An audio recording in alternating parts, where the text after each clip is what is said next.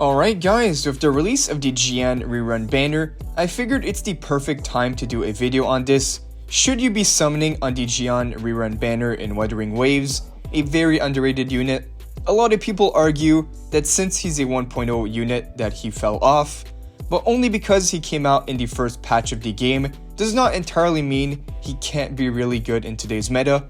So we'll talk about all the pros and cons in this video, as well as determine his overall value and the value of the banner that he's currently on with all the featured 4-star characters. So this is for those that are on the fence about pulling for this character. And before we start, make sure to like and subscribe to the channel and put those notifications on for more daily Wuthering Waves updates. But alright, let's get into it. So JIYAN is definitely in a tricky spot right now, being in between two insane banners, right after one of the best supports of the game, Shorekeeper, and right before a big hype release like Camellia, which she will no doubt be a really strong Havoc DPS. With that, I'm sure nobody wants to waste their pulls right now, so this brings the question, is JIYAN still worth going for as of today? Let's talk about the pros and cons of this character. Starting off with the pros, I would say he's one of the best AoE main DPS in the game right now, as well as the single best win character that we've gotten so far. He still does amazing damage, can pretty much clear all the content without a problem. Aside from being a really strong main DPS for your team, he can even be used to solo the Tower of Adversity due to his grouping abilities of his ultimate, which can be a lifesaver for people without many teams. Now his damage may not clear stuff as fast as characters like, let's say, Jinxie, but he's still very valuable in today's meta. Another pro is that he's very easy to use, probably one of the comfiest characters in the game, so for those looking for a relaxing time while shredding everything with a dragon ultimate, he's definitely for you. And speaking of his ultimate, it provides amazing AoE crowd control and can pretty much auto parry every attack, which is one of the reasons he's such a easy and straightforward character to play. His ultimate is just insane. Auto parry mechanic is always just so brain dead, but it also makes him really fun. Sure, you can say he's entirely reliant on his ultimate, but with the incredible burst damage it provides, I see this guy aging pretty well. I don't think this guy's gonna fall off in the near future. And another pro is that he's a very cool male character. And the thing is that we are not expecting any new male character for a while. I would know that is pretty much all I cover on the channel. But yeah, so for those pulling, and you mostly want a badass male character, now's your chance. Also, one more thing to note is that his teams are pretty easy to build as well. You don't need to pull for 2 other limited 5 stars to run this guy.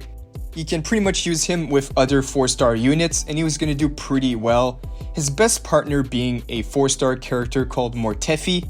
And luckily, he's on the same banner as JIYAN right now, which is crazy value, but I'll talk about the banner value in a bit. So first, let's switch over to JIYAN's cons. I would say the biggest con is power creep.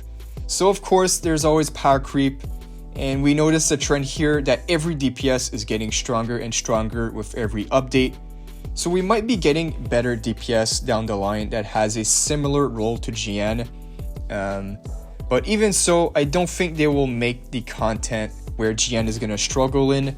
If we ever get to that point, it would have to be like in a year or 2 where the main DPS that come out are just crazy, have crazy kits way above JIYAN. But other than that, I really don't see this guy falling off anytime soon. Now, I did mention this before. Another con would be that he's completely reliant on his ultimate for the main part of his damage.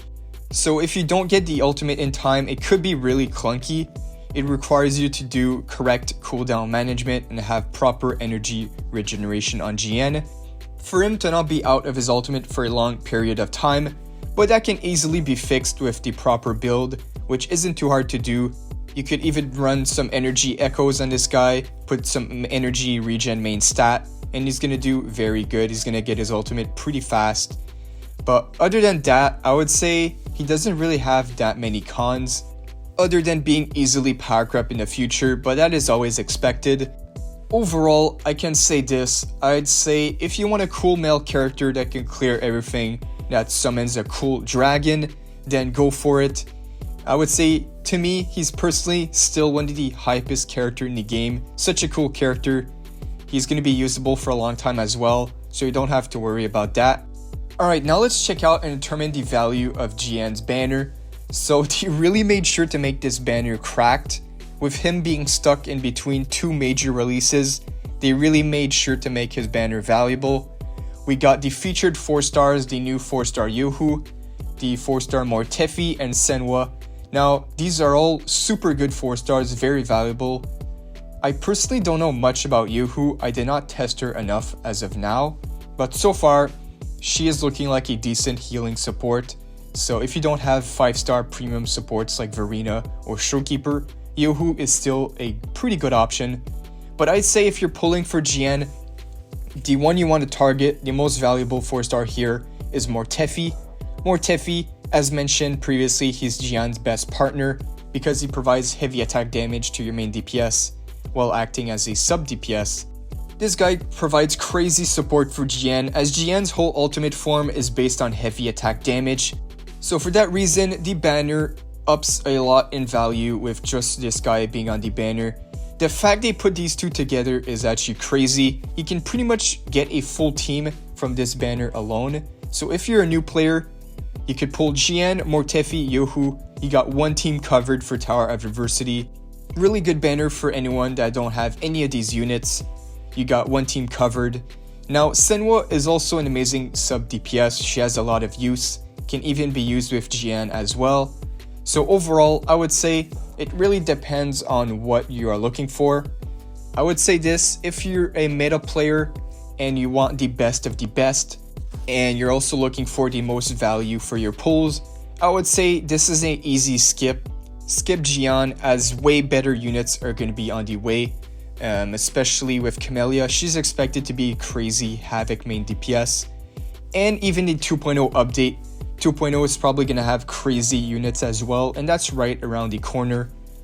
But also, on the other hand, if you're just a casual player and you like JIYAN as a character, you like his animations, you like his story, then definitely go for it. Play for fun, you have a blast with this character.